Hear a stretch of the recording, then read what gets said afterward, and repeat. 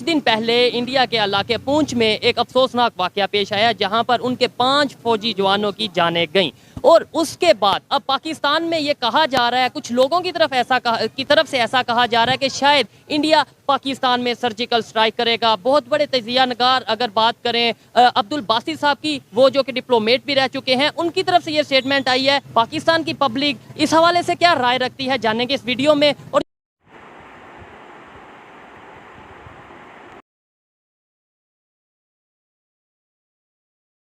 ये बेसिकली हमारी जो गवर्नमेंट्स गुजरी पिछले 5-7 साल में, हमारे पास चूँकि रेवेन्यू की प्रॉब्लम है, डॉलर का इशू है और हमारी जंग जो है ना वो इकोनॉमी बेस्ड है। हम इंपोर्ट बेस्ड वॉरियर्स हैं। हमारे टैंक्स, जहाज़, इनके पुर्जे बाहर से आते हैं, पेट्रोल बाहर से आता है। जो कंट्री की सिचुएशन है, अभी हम 15 घंटे भी जंग नहीं लड़ सकते ना। तो इस सिचुएशन को देखते हुए ये लोग सोच रहे हैं कि शायद वो हमसे जंग करेंगे, लेकिन उन लोगों के पास जंग करने की कोई रीज़न है नहीं। उस जंग कर सकते हैं हमें इंगेज करने के लिए कि हम इंगेज हो जाएं कि चाइनीज़ ट्रांजिट रुक जाए और इंडिया तरक्की कर जाए, लेकिन अगर ऐसा हुआ तो चाइना पीछे नहीं रहेगा, डेफिनेटली इन्वॉल्व हो जाएगा और ये लोग नेक्स्ट टू चाइना हैं। इस सिचुएशन में इंडिया कभी भी जंग अफोर्ड नहीं कर सकता। पहले के कुछ सीन क्रिएट कर रहे हैं कि लोगों का ध्यान जो है ना जंग की तरफ चला जाए। अच्छा। इंडिया को ज़रूरत ही नहीं जंग करने की। अगर इंडिया जंग करता है उसका अपना लॉस है। फॉर एग्जांपल, अगर हम कोई हल्की कंट्री होते तो हमारे साथ जंग शुरू करके चाइना को इन्वॉल्व किया जा सकता था, लेकिन अब ऐसी सिचुएशन है कि इंडिया एक इमर्जिंग इकोनॉमी है। जंग करना हमारी फेवर में, उनकी फेवर में तो कभी है ही नहीं। वो कैसे?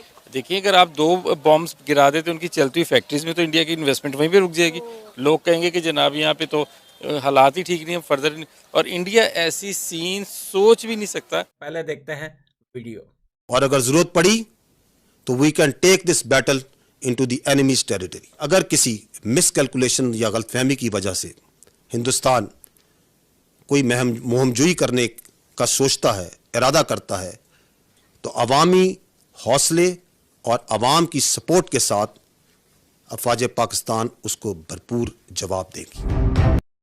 दोस्तों, ये छोटा सा क्लिप आप लोगों ने सुन लिया कि अगर किसी भी गलती हिंदुस्तान की तरफ से हुई तो ये लोग सबसे पहले आवाम को आगे कर देते हैं। खुद तो बड़े बेगैरत हैं। ये बात साफ है कि ये खुद बहुत बड़े बेगैरत हैं कि आवाम के हौसले बड़े बुलंद हैं और आवाम सब कुछ करेगी। भाई, आवाम की तो तुम लोगों ने चमड़ी उतार दी।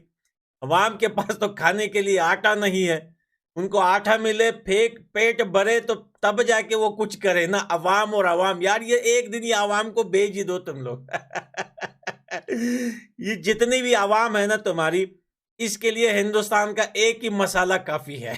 एक मसाला पड़ेगा ना तुम्हारे भूखे नंगे आवाम को ना, तो ये कश्मीर को क्या, ये हिंदुस्तान को क्या, दुनिया को ही भूल जाएंगे। पता ही नहीं चलेगा कहाँ चले गए। फर्क नहीं पड़ता कि वो आवाम आए या तुम आए। हिंदुस्तान तुम लोगों को 22 करोड़ आवाम की नज़र से देखती है और भीख मंगे देश की नज़र से देखती है। वो जब आएंगे ना, जब मारेंगे ना, तैयारी तो 22 करोड़ आवाम की तैयारी करके आएंगे। वो ये नहीं सोचेंगे कि आवाम कहाँ है और सेना कहाँ है। वो मिल के बजाएंगे तुम्हारा।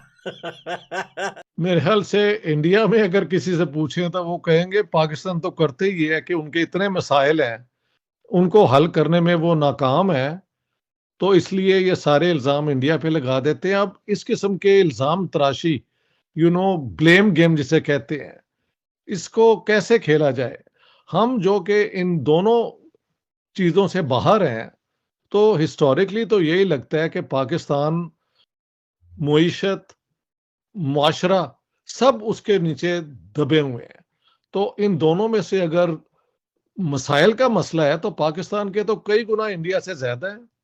इंडिया के भी मसाइल हैं और उनके पॉलिटिकल, जाहिर है एक मुल्क में इस किस्म की चीज़ें तो होती रहती हैं, लेकिन नो कंपैरिजन विथ पाकिस्तान के मसाइल जो हैं, वो तो पाकिस्तान के अवाम को और यहाँ की पूरी रियासत को उन मसाइल ने इतना हो गया ओवरवेलमिंग कि अब तो समझ नहीं आती कि क्या किया जाए। सर, इंडिया ने अटैक क्यों करना है हमारे ऊपर? सबसे पहली वजह क्या है?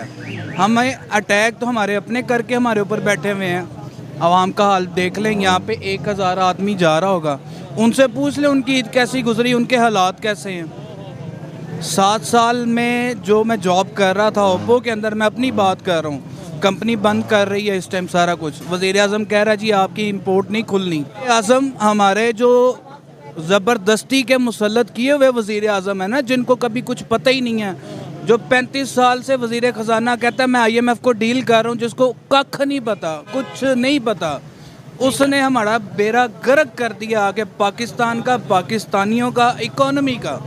हमसायों ने हमारा क्यों करना कुछ, हमें तो मारने वाले ही अपने हैं सारे। हमारी अपनी कमज़ोरी है ना, उनको क्या ज़रूरत पड़ी है हमें डिस्टर्ब करने की। हमें डिस्टर्ब करने वाले ये खुद लोग बैठे हुए हैं इस टाइम।